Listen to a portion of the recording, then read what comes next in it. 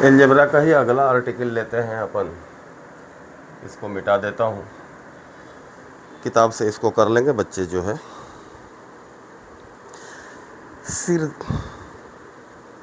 Quadratic equation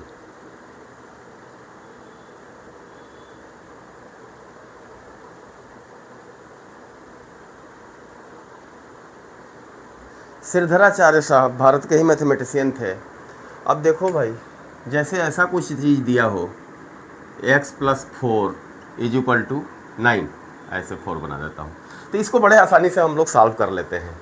और ऐसा भी दिया हो जैसे x² इज इक्वल टू 9, तो x इज इक्वल टू अपन इसका रूट लेके कह देते हैं +-3, क्योंकि -3 का स्क्वायर करेंगे तो भी x आएगा, +3 का स्क्वायर करेंगे तब भी x आएगा। लेकिन इसके बदले अगर कोई ऐसा इक्वेशन दिया हो, इसको मिटा देता हूँ, ये a कोई कोफिशिएंट है ax² plus bx plus c, A B C तीनों कांस्टेंट है, मान लो 1 2 3 4 कुछ भी हो सकते हैं। ये जीरो नहीं हो सकता, जीरो होगा तो फिर ये क्वाड्रेटिक नहीं होगा, क्योंकि x² गायब हो जाएगा, तो ये सिंपल इक्वेशन बन जाएगा। क्वाड्रेटिक तभी होगा जब 1 पावर 2 की हो, क्वाड्रेटिक इज इक्वल टू 0। इसको सॉल्व करने के लिए सिरधराचार्य साहब ने वही वाला चीज़ ढूंढा, जैसे x² इज इक्वल टू 4 दिया है तो x इज इक्वल टू +-2 आ जाए, तो इसको परफेक्ट स्क्वायर बनाया। उसके लिए क्या किया उन्होंने, जैसा मैंने पहले बताया, किसी भी इक्वेशन में थ्रू आउट किसी कांस्टेंट नंबर से मल्टीप्लाई कर सकते हैं, तो उन्होंने a से इसी से कर दिया। तो किया तो क्या मिला, a² x², अभी थोड़ा नज़दीक पहुंच रहा परफेक्ट के, plus abx plus ac is equal to 0। अब देखो, अब यहाँ एक दिक्कत आई उनको कि ये ए बी टू टाइप होना चाहिए ना, x+y का whole square is equal to, अगर इसको x माने खाली तो ये x² है।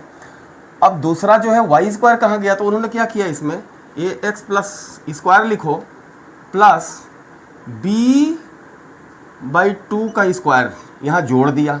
अब किसी इक्वेशन में कोई चीज़ इधर लेफ्ट में ही जीरो, इधर तो राइट में जीरो है, तो लेफ्ट में ही कोई चीज़ प्लस कर रहे हो तो उतना ही माइनस करोगे तो ही इक्वेशन बैलेंस रहेगा।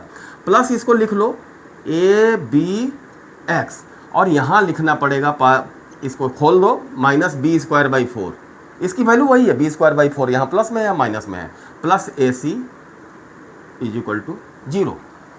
अब ले लो भाई, ये क्या मिल रहा है, ax whole square plus b/2, देखो ये a² और ये b², वैसे ये जूम करो तो b² प्लस 2ab कहाँ से मिल रहा, +2 इंटू a की जगह क्या है ax, तो ये ax इसमें दिख रहा है ax, और इंटू b, ये b/2 यहाँ रखे तो देखो ये क्वांटिटी नहीं चेंज हो रही, ये इससे कट जाएगा, ax b है ज्यों का त्यों, और ये अपन ने जोड़ा था तो यहाँ घटा दिया। अब उसको दूसरी तरफ जाने दो, इधर निगेटिव है b²/4 तो उधर जाके पॉजिटिव हो जाएगा, ac इधर पॉजिटिव है तो इधर निगेटिव हो जाएगा, ठीक है, 0 के तरफ ले गए इसको हम।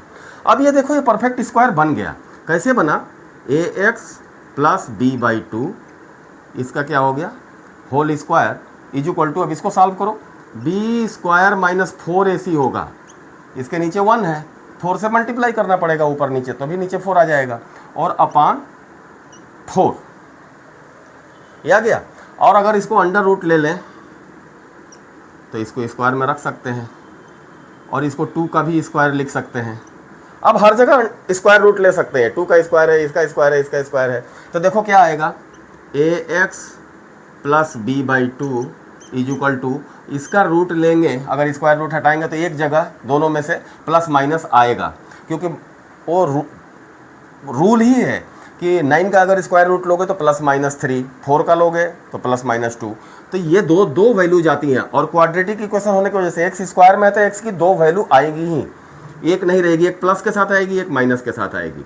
इसको कर दो b² - 4ac अपान ये यहाँ 2।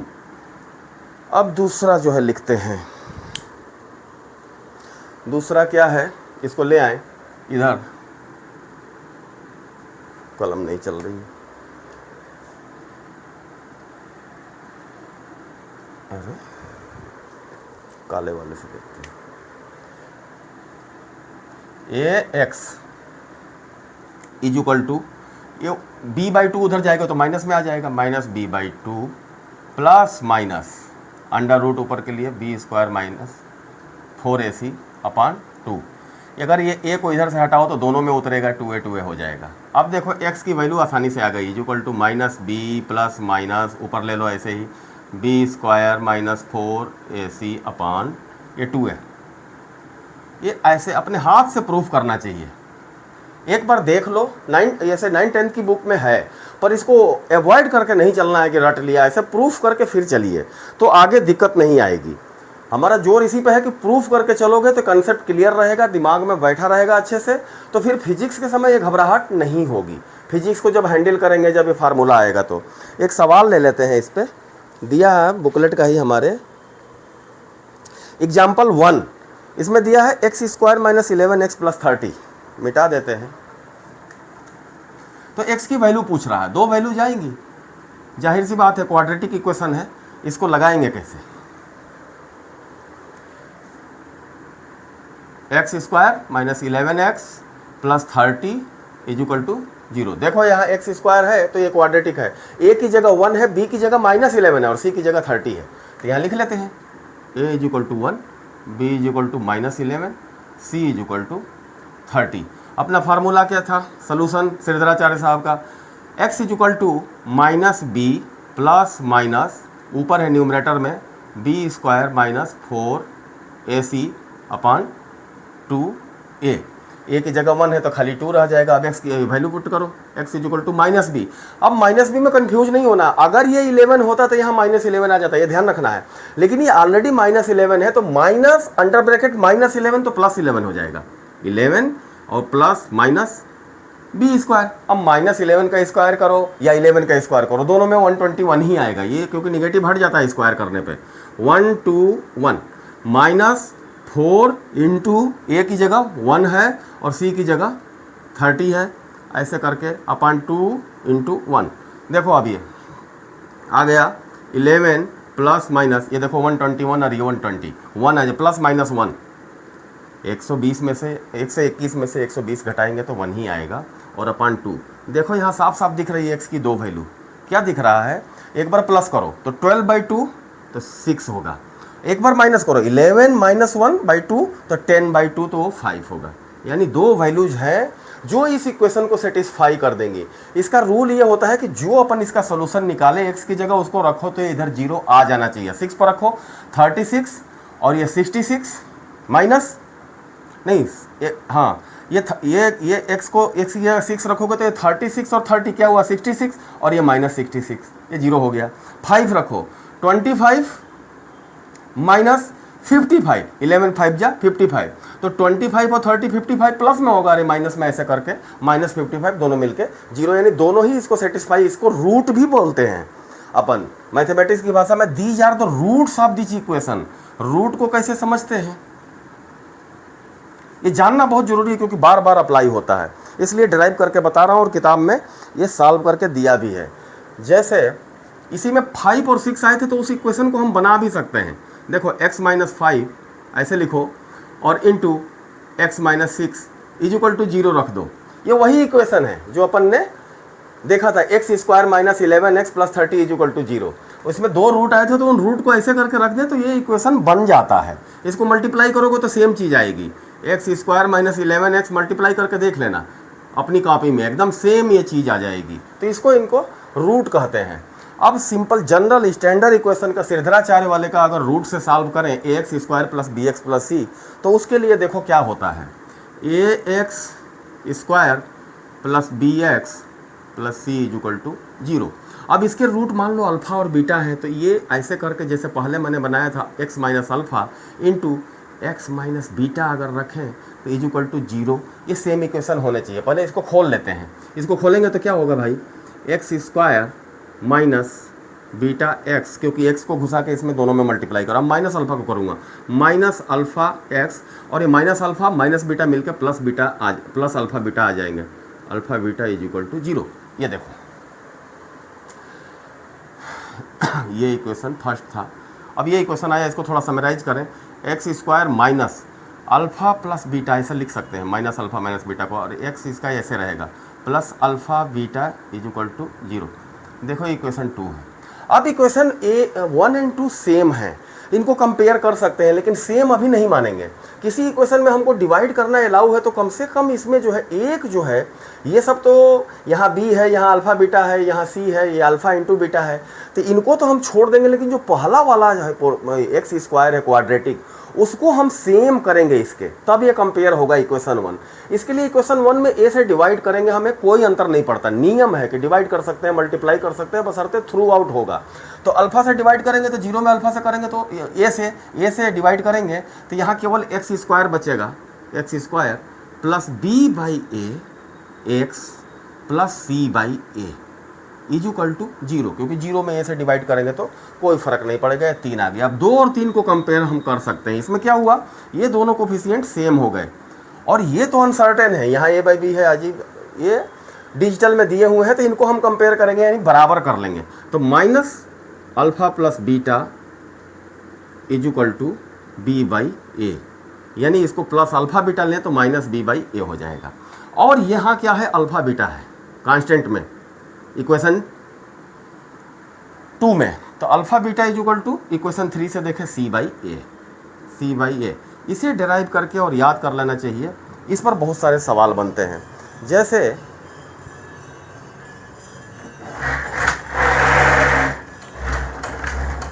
फिजिक्स के इलेक्ट्रिसिटी वाले पार्ट में आप लोग पढ़ोगे, उसमें ऐसे बढ़िया बढ़िया प्रॉब्लम आते हैं। बोलेगा 2 रेजिस्टेंस है, उनका सम जो है 5 है। जैसे 2 रेजिस्टेंस है, उनका सम x प्लस वाई, 2 रेजिस्टेंस है, उनको एक्स वाई माना, हम जब सवाल सॉल्व करेंगे किताब में दिया हुआ है, तो इजुकल टू 5 है, और उनका multiply X Y equal to 6 है। अब बोलेगा कि अलग अलग बताओ रेजिस्टेंस कितने कितने ओम के हैं। तो देखो इसको क्या करेंगे, वही कॉन्सेप्ट कुछ अप्लाई करेंगे आइडेंटिटीज का। x माइनस वाई का स्क्वायर देखो क्या होता है, equal to X square plus Y square minus 2xy। देखो x प्लस वाई दिया है, यहाँ कुछ बात बनेगी नहीं, लेकिन अगर इसमें xy है, अगर 4xy जोड़ दें अपन, 4xy इजुकल टू 24, 4xy जोड़ें तो यहाँ माइनस 2xy गायब हो जाएगा, और इसकी जगह पर प्लस xy, यानी 4xy में से 2 तो खत्म हो जाएगा, इसको 0 करेगा, 2xy बच जाएगा। तो अगर ऐसा करें, x माइनस वाई का होल स्क्वायर इजुकल टू अपन x प्लस वाई का ऐसे ले लेते हैं स्क्वायर माइनस 4xy, ऐसे करो तो ये सेम चीज़ आ जाएगी। अब क्लियर हो जाएगा। x माइनस वाई का स्क्वायर हमें चाहिए, तो x प्लस वाई का स्क्वायर करेंगे और उसमें से 4xy ये वाला घटा देंगे, तो x माइनस वाई का स्क्वायर ये वाली क्वांटिटी मिल जाएगी। अब वैल्यू पुट कर सकते हैं, x plus Y equal to 5 है, तो ये 25 और माइनस 24 इजुकल टू 1 होगा, यानी x माइनस वाई का square equal to plus sorry अभी स्क्वायर नहीं, ये प्लस 1 ही होगा, जब स्क्वायर रूट लेंगे तो प्लस माइनस 1 आ जाएगा, x minus Y equal to plus minus 1। अब इसमें 2 तरह से अपन सॉल्व कर सकते हैं। एक तो ये हो गया इक्वेशन 1 एक्स वाई के लिए, और ये हो गया इक्वेशन 2। इसमें x minus Y equal to एक बार प्लस 1 लेके सॉल्व करो, जो इक्वेशन का नॉर्मल सॉल्विंग प्रोसेस है, तो एक्स वाई जो है 2 और 3 में आएंगे, x बराबर 2 आ गया तो y बराबर 3 आएगा, जाहिर सी बात है। और माइनस लेके करोगे तो भी 2 और 3 ही आएंगे, बस उनका क्रम बदल जाएगा। x इजुकल टू 2 आ रहा होगा प्लस लेने पे, तो x इजुकल टू ये माइनस 1 लेने पे x इजुकल टू 3 आ जाएगा, ज़्यादा फर्क नहीं पड़ता। इसलिए हम लोग हमेशा पॉजिटिव लेके ही सॉल्व करेंगे, और सॉल्व करके आप देखोगे x इजुकल टू 2 और y इजुकल टू 3 ये आ जाता है। ये थियरी आप रूट से ऐसे ऐसे अपन फिजिक्स की समस्याओं को सुलझाते हैं। अभी रेजिस्टेंस का मैंने बता दिया, तो थोड़ा जहन में कौच जाएगा जो 9th-10th में बच्चे हैं। अगला टॉपिक देखते हैं इसमें क्या है। क्वाड्रेटिक इक्वेशन का काफ़ी यूज रहता है।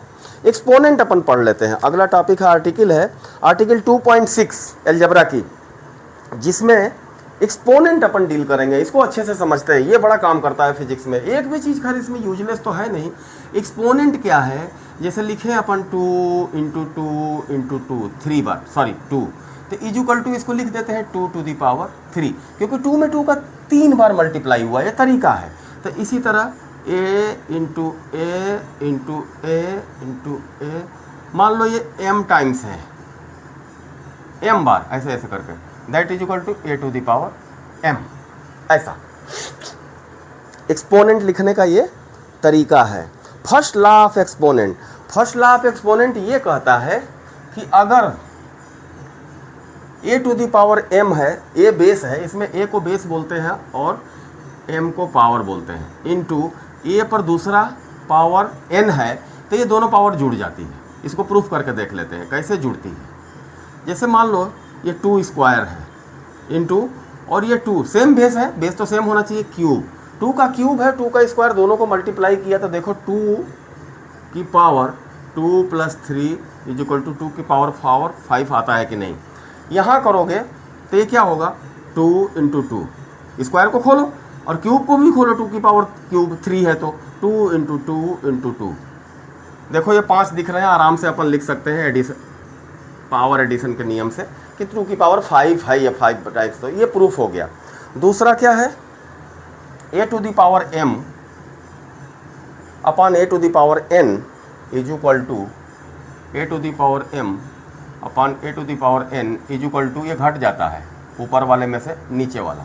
इसको कैसे प्रूफ करें, देख लो 2 बेस है, क्यूब लिया और 2 बेस यहाँ 2 लिया, क्या आएगा, इसको सॉल्व कर लेते हैं यार। 3 - 2 - 2 = ओनली 2 की पावर 1 आ गया। यहाँ भी देख लेते हैं 2 × 2 × 2 करके देख लो। हर चीज़ को जांचना चाहिए मैथ में, ये कट गया, ये कट गया, ये कट गया, तो दैट = 2 बचा, 2 की 1 पावर, ये ऐसे लिख सकते हैं। तो ये भी सत्य है। अब यहाँ से एक चीज़ हम लोग प्रूफ करेंगे कि किसी नंबर की पावर अगर 0 कर दी जाए तो उसकी वैल्यू 1 हो जाती है, किसी भी नंबर की। ये अपन ने सीख लिया। तो अब यहाँ ऐसा करते हैं, a की पावर m अपान a की पावर n = a की पावर m - n। अब यहाँ m और n को बराबर कर दें तो क्या घटना घटेगी, a की पावर m अपान यहाँ भी a की पावर m = a की power m - m। m - m 0 हो जाएगा, यानी a की पावर, a एक नंबर है, उसकी पावर 0 हो गई। और यहाँ ये 1 दिखा रहा है, a की पावर m ऊपर है, a की पावर m नीचे भी है, तो 1 = a की पावर 0। यहाँ से ये प्रूफ होता है। कॉन्सेप्चुअली इसको प्रूफ करके फिर जहन में अपने दिमाग में रखना चाहिए, ये बड़ा हेल्प करता है, फिजिक्स में बार बार आएगा। a 0 नहीं होना चाहिए, 0 की पावर 0 अपन नहीं कर पाएंगे। जैसे 2 की पावर 1 रखे तो एक बार है, अपन समझ सकते हैं, 2 रखे तो ये 4 हो जाता है। 0 की पावर कुछ रखे तो ये डिफाइन नहीं होता, अपन क्या करें कि इसमें किसका 0 से कहीं मल्टीप्लाई अकेले 0 से 0 में होता नहीं है, इसलिए ये फेल है। a should not be equal to 0 ऐसे लिखा रहता है, मतलब ये केवल तभी सही है जब a बेस जो है 0 नहीं है। ये क्लियरली समझ लेना चाहिए। उसका कारण यही है कि 0 की पावर कुछ भी चढ़ाओगे, 1 चढ़ाओगे तब भी वो कुछ पता नहीं, 2 चढ़ाओगे तो 0 में 0 का मल्टीप्लाई करें, कंसेप्ट ही नहीं आता है। 2 में 2 का मल्टीप्लाई, यानी बताया था मैं कर्जा लेने देने के हिसाब से कि 2 रुपये का कर्जा 2 बार दिया +4 आ रहा। अब इसमें 0 में क्या कुछ भी डिफाइन नहीं हो पा रहा था, इसको अनडिफाइंड टर्म बोलते हैं इसमें, और लिख देते हैं कि ये तभी सत्य होगा जबकि a ≠ 0।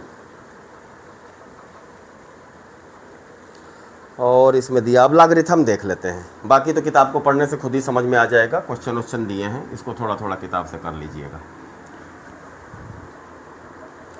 लॉगरिथम एक बहुत बढ़िया चीज़ है, जॉन नेपियर बाहर के लॉगरिथम, उन्होंने इसको दिया था कंसेप्ट को, बड़ा यूजफुल है। रेडियो एक्टिविटी में LCR सर्किट, इलेक्ट्रिसिटी वगैरह के हैं उसमें, और कई जगह जो है ये फिजिक्स में और मैथमेटिक्स में फ्रिक्वेंटली यूज होता है। कैसे, इसको लिखते क्या है, जैसे देखो 10 की पावर 2 = 100 होता है। इसको लॉगरिथम की भाषा में उन्होंने पलट के कैसे लिखा, आगे काफ़ी समस्याएं उसे सुलझ गई।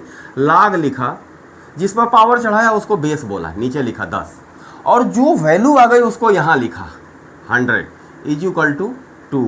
यानी कोई चीज़ लॉग में दी हुई है तो इस बेस पर वो पावर है।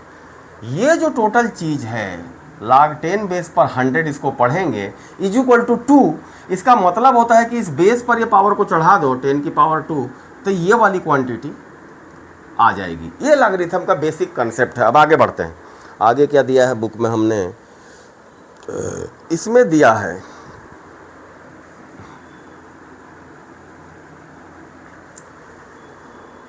कि log, ये जितना मैं पढ़ा रहा हूँ बुक में है, एक बार देख के कर लें, वीडियो से कर लें, उसके बाद बिना देखे जरूर करिए। बिना देखे जब तक आप नहीं करोगे, खुद को समझाने की स्थिति में नहीं रहोगे, किसी दूसरे बच्चे को समझा नहीं पाओगे, तब तक ये कंसेप्ट क्लियर नहीं होगा। और थोड़ा मोड़ा रट घोट के सीखने पर जो परेशानियां आ रही हैं, 90% बच्चों के नंबर नीट में और जेई में भयंकर बुरी तरह से फिजिक्स में कम आ रहे हैं, जो होना नहीं चाहिए। उसका कारण हमने ढूंढा तो केवल यही मिला कि कॉन्सेप्ट को ढंग से नहीं पकड़ा है, और वो बार बार फिजिक्स में अप्लाई हो रहा है, तो वहाँ दिमाग पर लोड पड़ रहा है, आधा सीख रहा है बच्चा, आधा छूट रहा है, तो आधा से ये पकड़ में नहीं आता है। इसलिए इसको सीखना जरूरी है।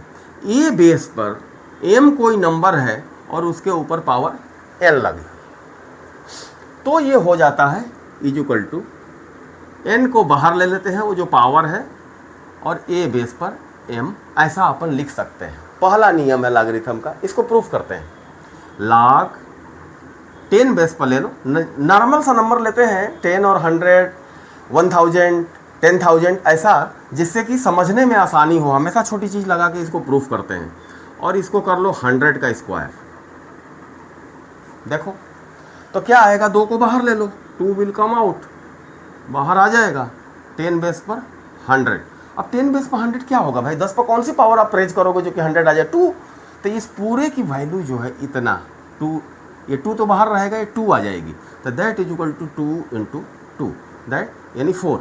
ये वाली चीज़ जो है 4 के बराबर है, ये पावर ही तो है 10 बेस पर 100 का स्क्वायर। अब इसको खोल के देखते हैं 4 आता है कि नहीं। लॉग 10 बेस पर 100 का स्क्वायर करोगे तो क्या होगा, 1 पर 4 जीरो आएंगे, 1 पर 4 जीरो है नहीं, 10 की पावर 4 है ये, तो दैट इज इक्वल टू 4। साफ साफ दिख रहा है कि अगर ये 4 इस बेस पर चढ़ा दें पावर, तो ये क्वांटिटी हमें मिल जाएगी, वही ऐसे भी मिल रही है यहाँ। तो ये प्रूफ हो गया, लॉग ए बेस पर m की power n is equal to n बाहर आ जाएगा और लॉग ए पर m हो जाएगा। दूसरा नियम लॉग का rule 2, 2 multiplied number same base पर लिए गए हैं तो वो स्प्लिट हो जाते हैं, उसको समझाता हूँ, वो भी इसी तरह का लेके समझाएंगे। लॉग ए बेस पर m n दोनों में मल्टीप्लाइड है, m अलग नंबर है, n अलग नंबर है, तो ये क्या हो जाता है, दोनों जुड़ प्लस में इसको लिख सकते हैं। एक्चुअली ये सारी चीज़ जो है एक पावर है, जो a पर चढ़ेगी तो ये चीज़ आ जाएगा। लॉग ए बेस पर m plus log A base पर n, ये हो गया।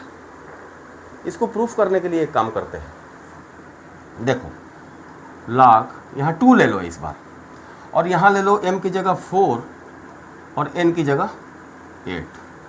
देखो इज इक्वल टू, ये रूल क्या कह रहा है, लॉग 2 बेस पर ये 4 हो जाएगा पहला वाला, प्लस लॉग 2 बेस पर ये 8 हो जाएगा। अब ये तो 2 है, 2 पर 2 पावर चढ़ाओगे तो 4 मिलेगा, और 2 पर 3 पावर चढ़ाओगे तो ये 8 मिलेगा। तो ये 2 प्लस 3 इज इक्वल टू 5 है। ये टोटल चीज़ जो है 5 के बराबर है, यानी ये चीज़ भी। अब इसको देखते हैं 5 आता है क्या। लॉग, अब ये देखो 4 की जगह 2 इंटू 2 इंटू 2, ये 2 बार हो गया, और ये फिर 3 बार लिखेंगे, 2 इंटू 2। देखो 1 2 3 4 5, 5 बार, यानी ये जो है अपने को इज इक्वल टू 5 आएगा ही। ये 5 2 पर रेज करें तभी ये क्वांटिटी मिलेगी, तो यहाँ से भी 5 ही आ रहा, यानी ये सही है। लॉग ए बेस पर m into n is equal to log A पर m प्लस लॉग ए पर n, ये सही है और ये प्रूफ हो गया।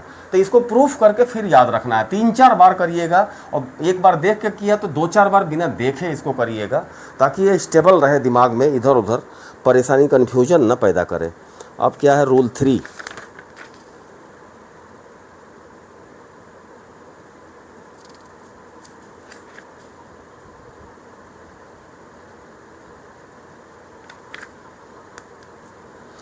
रूल 3 है लॉग ए बेस पर m upon n is equal to क्या होता है, लॉग ए पर m, ये जो नीचे वाला वो माइनस में आ जाता है, लॉग ए पर n। ये कैसे होगा भाई, यहाँ भी ले लेते हैं, लॉग 2 बेस पर 8 अपान 4 ले, इसको लिख लेते हैं इस रूल के अकॉर्डिंग, और फिर सॉल्व करके देखेंगे फिट बैठता है तो ये अपना प्रूवन जो है कोरिलरी होगी। 2 बेस पर 8 माइनस लॉग 2 बेस पर 4 ये इधर जाएगा। तो इज इक्वल टू देखो 2 बेस पर 8 के लिए 3 यहाँ मिलेगा और 2 बेस पर 4 के लिए 2, दैट इज इक्वल टू 1, यानी इसकी वैल्यू 1 के बराबर है। ऐसे करिए। अब यहाँ इससे कट करिए, ये तो क्या होगा 4 2 जा 8, यानी 2 बेस पर 2 करो तो वो भी 1 ही आता है। अरे भाई 2 पर पावर 1 ही चढ़ाओगे तभी तो 2 आएगा, तो इसकी वैल्यू भी 1 ही है। तो ये 1 1 दोनों ओर से प्रूफ हो गया, तो ये सही है।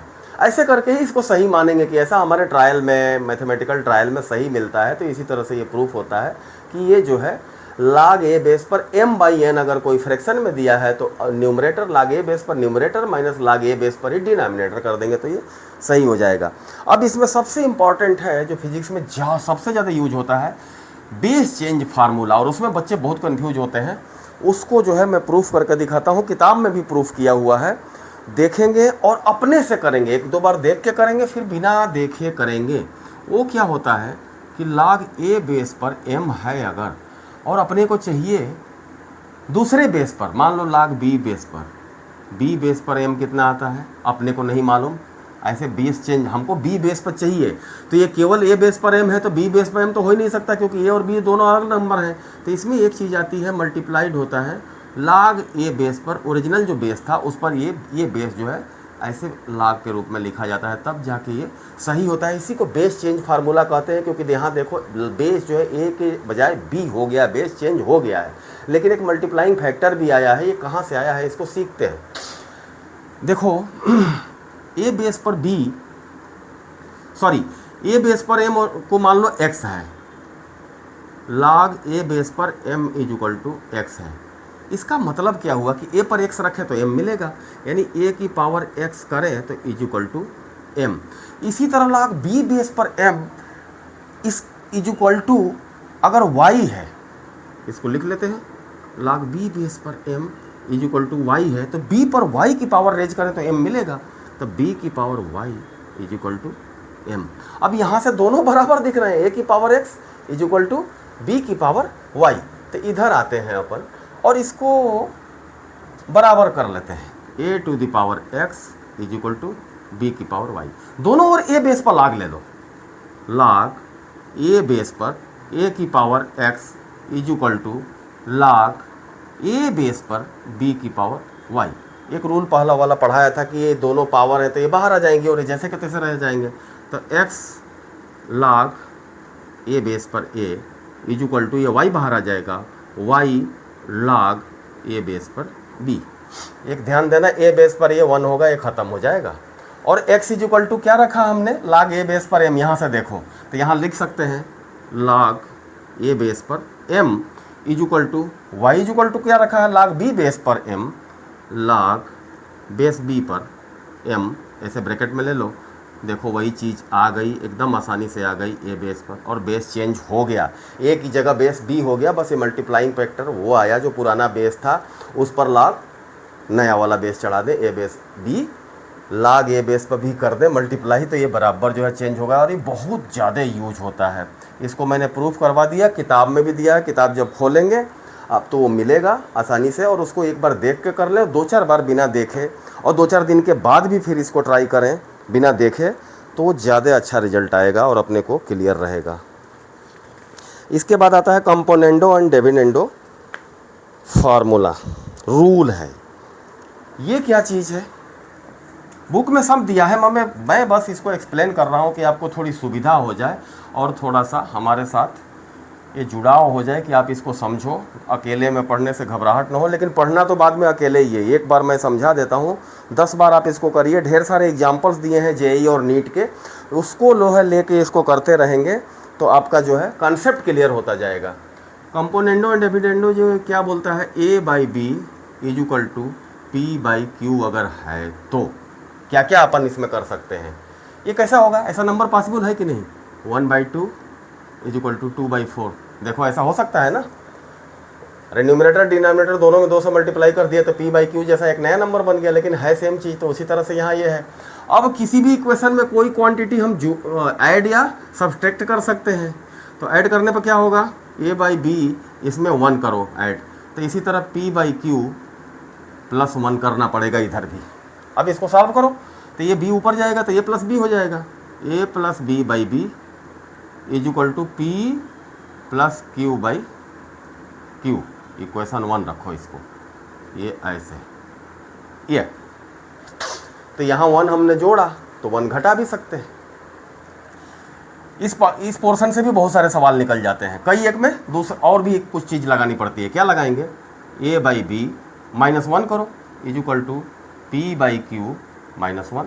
तो ये हो जाएगा a minus B upon B is equal to P minus Q upon Q. ये इक्वेशन 2 हो गया।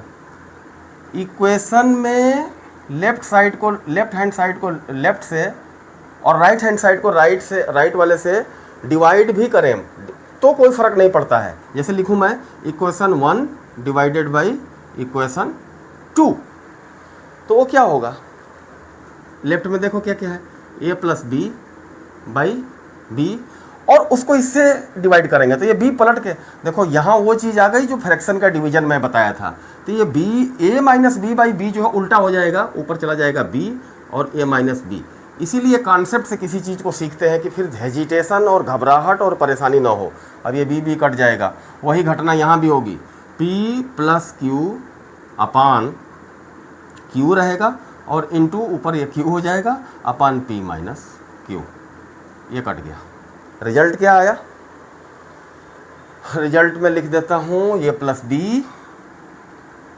B upon A minus B is equal to P plus Q upon P minus Q. अपन ने इतना खचर पचर किया क्यों, इसको समझ लेते हैं। एक एग्जाम्पल दिखाता हूँ जो मेरी ही बुक में है। इसकी ज़रूरत कहाँ पड़ती है, ज़रूरत यूँ पड़ती है कि एक सवाल है न्यूटन्स लॉ ऑफ कूलिंग, उसका लास्ट रिजल्ट मैं दिखाता हूँ। आपको मिलेगा किताब में, जब इंटीग्रल वगैरह सीख जाएंगे। इंटीग्रल इसी किताब में सिखाया है, अच्छे से बेहतर तरीके से सिखाया है। किसी फिजिक्स की शुरुआती बुक में इतना बढ़िया सा नहीं दिया जैसा हमने लिखा है। तो उसमें जो रिजल्ट आया है थीटा जीरो टेम्परेचर है कोई, वो आया है 64 minus theta zero, 64 minus theta zero अपान, इसको देख के लिख देता हूँ मैं 80 माइनस थीटा जीरो। देखो ये कंपोनेंडो डिविडेंडो कैसे जो है अप्लाई होगा, इज इक्वल टू 52 और 64 है, 52 और 64 is equal to 52 minus theta zero upon 64 minus theta zero. अब देखो इसको सॉल्व करने जाएं अगर अपन ये तिरछा मल्टीप्लाई करें इसको इसमें और इसको इसमें, इतना थीटा स्क्वायर में कॉम्प्लिकेट हो जाएगा। लेकिन अगर कंपोनेंडो डिविडेंडो लगाएं, इसमें क्या है, इसको a माने, ये a है और ये b है और ये p है और ये q है, तो क्या होगा, आसान हो जाएगा ये। देखो a प्लस बी करो इसको, सॉरी a माइनस बी अगर करें तो 64 minus theta zero minus 80 minus theta zero. यहाँ से देखो ये ऊपर में थीटा जीरो ख़त्म हो जाता है, केवल नीचे जो है 80 माइनस थीटा जीरो बचा। यही चीज़ इसमें करें तो 52 माइनस थीटा जीरो और minus 64 minus theta zero upon 64 minus theta zero. अब देखो यहाँ एक प्योर नंबर बचेगा, थीटा जीरो यहाँ खत्म हो जाएगा, खाली नीचे थीटा जीरो रहेगा और यहाँ भी एक प्योर नंबर बचेगा। उस नंबर से इसको मल्टीप्लाई करना फिर इसको मल्टीप्लाई करना बहुत आसान है। इसको सरल करेंगे आप लोग तो x इज इक्वल टू इसमें जो है theta zero is equal to 16 value आराम से आ जाएगी। आ तो तब भी जाती जब इसको तिरछा मल्टीप्लाई करके थीटा स्क्वायर में लेते, लेकिन बड़ा कॉम्प्लिकेट हो जाता है, इतना टाइम नहीं रहता एग्जाम में। इसी सब चीज़ों को, परेशानियों को रिड्यूस करने के लिए इस तरह की मेथड्स बनी है और साइंटिफिक मैथमेटिकली प्रूव्ड हैं। कंपोनेंडो एंड डिविडेंडो, देखो हमने ए अप्लाई कर दिया, a minus B upon B is equal to P minus Q upon q, वो वाला अप्लाई किया है जिससे थीटा जीरो ऊपर से दोनों ओर से गायब हो गया, इसमें से और इसमें से यहाँ और नीचे थीटा जीरो है तो कोई बात नहीं, एक तो रहेगा तभी तो उसकी वैल्यू निकलेगी। इधर जाएगा किसी डिजिटल नंबर से मल्टीप्लाई मारेगा, ये भी डिजिटल नंबर से मल्टीप्लाई करेगा, दोनों को इक्वेट फ्रिक्वेट करके करोगे तो theta zero is equal to 16 degree आ जाएगा। वही टेम्परेचर इस क्वेश्चन में ढूंढा जा रहा है और कैलकुलेशन इसी तरह आएगी, इसके सिवा कोई दूसरी कैलकुलेशन पॉसिबल नहीं है। इंटीग्रेट होकर आती है, आगे बताएंगे इंटीग्रेशन और डिफरेंशिएशन सीखना भी कितना ज़रूरी है। केवल फार्मूला रटने से कुछ नहीं होगा, उसके कॉन्सेप्ट को सिखाया है मैंने इस किताब में। अब यहाँ लेते हैं अर्थमेटिक प्रोग्रेशन, अर्थमेटिक सीरीज। ये क्या चीज़ होती है, जैसे नेचुरल नंबर को ले लो 1 + 2 +3 +4 +5 ऐसे। ये सीरीज ऐसी होती है कि इसमें अगला जो टर्म होता है पिछले में एक निश्चित नंबर जोड़ने ऐड करने के बाद आता है। देखो यहाँ 1 1 जुड़ रहा है, 1 में 1 ऐड किया 2, 2 में 1 किया 3, 3 में 1 किया 4। तो ये यहाँ उसको बोलते हैं कॉमन डिफरेंस, d = 1 है। यहाँ पहले वाले को फर्स्ट टर्म बोलते हैं, फर्स्ट टर्म a = भी 1 है। नंबर ऑफ टर्म जितने ले लो जितना दिया होगा, तो उसको अगर जनरल टर्म में रखें, पहला टर्म a प्लस दूसरा टर्म क्या होगा, अगर कॉमन डिफरेंस d है तो वो a + d plus a + 2d। इस अर्थमेटिक सीरीज का सबसे ज़्यादा यूज जो है साउंड में होगा, साउंड का जो चैप्टर आएगा फिजिक्स का, इसलिए इसको ठीक से सीख लीजिए। उसके ढेर सारे एग्जाम्पल तो हम यहाँ नहीं बताएंगे क्योंकि दुनिया भर का टाइम चला जाएगा, उसी समय इसको अप्लाई करेंगे तो ज़्यादा बेहतर रहेगा जब वो साउंड का चैप्टर पढ़ाया जाएगा। लेकिन इसको सीखना जरूरी है, रटना नहीं है। देखो पहला टर्म ये हुआ, दूसरे में डी जुड़ा, तीसरे में फिर डी जुड़ा तो 2d हो गया। ऐसे करते करते फर्स्ट सेकेंड थर्ड में एक चीज़ देखो, थर्ड में से 3 - 1d है, 3 - 1 किया तो 2d। तो इसी तरह अगर nth टर्म लेना हो, tn यहाँ लिख देता हूँ, तो वो क्या होगा, a + n - 1d। ये क्या है, tn term, nth term. n कोई भी नंबर हो सकता है, तीसरा, चौथा, पांचवा, ऐसे करके इसको सीखते हैं। देखो पहले में क्या है, अगर n = फर्स्ट रखो तो 1 - 1 ये d खत्म हो गया तो a मिला। दूसरे में क्या है, n = 2 रखो, 2 - 1 तो 1 × d, a + d। तीसरे में क्या है, 3 रखो n की जगह तो n - 3 - 1 यानी 2, 2d, तो ये 2d यहाँ दिख रहा है। तो ये है इसका जो है कॉन्सेप्ट। ऐसे ही जो है इसको डिराइव किया जाता है कि first term plus n - 1 × d, ये डिनोट करेगा nth टर्म को। इसकी दूसरी चीज प्रॉपर्टी सीखते हैं, इसको जोड़ना, ऐड करना, summation of the arithmetic series. उसको कैसे करेंगे, ये बड़ा बढ़िया है, थोड़ा इसको सीख लेते हैं। s लिखते हैं, s = फर्स्ट टर्म क्या है a प्लस सेकेंड क्या होगा a + d, थर्ड क्या होगा सेकेंड a + 2d। अब बीच के सारे तो हम लिखेंगे नहीं, प्लस प्लस करके tn लेकर a + n - 1 × d। ये देखो nth टर्म है। एक काम करते हैं, n टर्म है इसमें, इसको पलट देते हैं सीरीज को, यानी ये वाला यहाँ आ जाएगा और ये वहाँ चला जाए, तब कैसी बनती है फर्स्ट सीरीज। देखो फर्स्ट ये a + n - 1 × d, ऐसे ये दो टर्म आसपास। अब इस टर्म से क्या रिलेट होगा, इसके पीछे वाला टर्म। अब ये nth टर्म n - 1 है तो इसके पीछे वाला n - 2 होगा, a + n - 2d होगा। तो यहाँ लिखो a + n - 2 × d, ये प्लस करके plus plus plus plus plus last में यहाँ a आ जाएगा जो इससे जुड़ेगा। अब इसको जोड़ के देखो, a 2a + n - 1d, ये 2s हो जाएगा क्योंकि सेम सीरीज दो बार जुड़ रही है तो यहाँ 2s हो जाएगा। 2s = 2a + n - 1d। पहली बार जब दोनों का पहला टर्म जोड़ा था, दूसरे में क्या है a + d है और a + n - 2d है, मतलब ये क्या है nd - 2d है। nd - 2d में एक d अगर जोड़ेंगे तो nd - d बचेगा, सेम चीज़ ये बच जाएगी। इसको खोल के दिखा देता हूँ। ये टर्म क्या है a + d दूसरा वाला, और ये क्या है +a + nd - 2d। देखो ये साफ साफ दिख रहा है, ये कैंसिल होगा तो ये केवल -d बचेगा। इसको मिटा के लिख देता हूँ, -d, ये खत्म हो गया। अब क्या दिख रहा है अपने को, a + a यानी 2a + यहाँ d कॉमन ले लो, n - 1d। यानी अपन किस निष्कर्ष पर पहुंचे कि हर एक टर्म 2a + n - 1d की तरह n बार जुड़ेगा। यहीं से इसका कंसेप्ट आता है कि ये कैसे जो है इसके समेशन को अपन निकालते हैं। +2a + n - 1 × d, ऐसे करते करते करते करते करते करते लास्ट में भी यही आएगा, 2a + n - 1 × d, ऐसे। अब ये कितनी बार जुड़ा है भाई, 1 2 3 4 n बार, n टर्म है तो n बार जुड़ेगा। 2 + 2 + 2 3 बार अगर जोड़ते हैं तो 3 × 2, 2 + 2 + 2 4 बार जोड़ते हैं तो 4 × 2, सॉरी, तो 2 को अगर 4 बार ऐड करना है, इसी तरह इस चीज़ को n बार ऐड करते हैं तो कुछ नहीं करते हैं, इसको सबको हटा देते हैं और n से मल्टीप्लाई कर देते हैं सिंपल चीज़ में। 2s = n ले लो, 2a + n - 1 × d। अब यहाँ से इसको 2 को ख़त्म करो, यही आता है फार्मूला।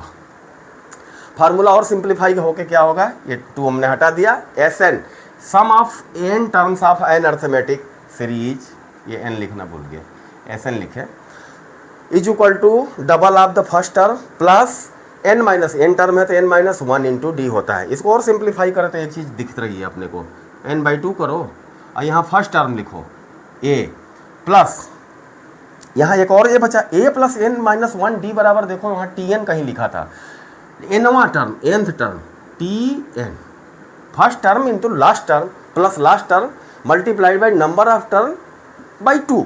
ये जो है इस सीरीज का समेशन बताता है, किताब में प्रूफ किया हुआ है, आसानी से समझ में आ जाएगा। अब जो है इसको बाकी टर्म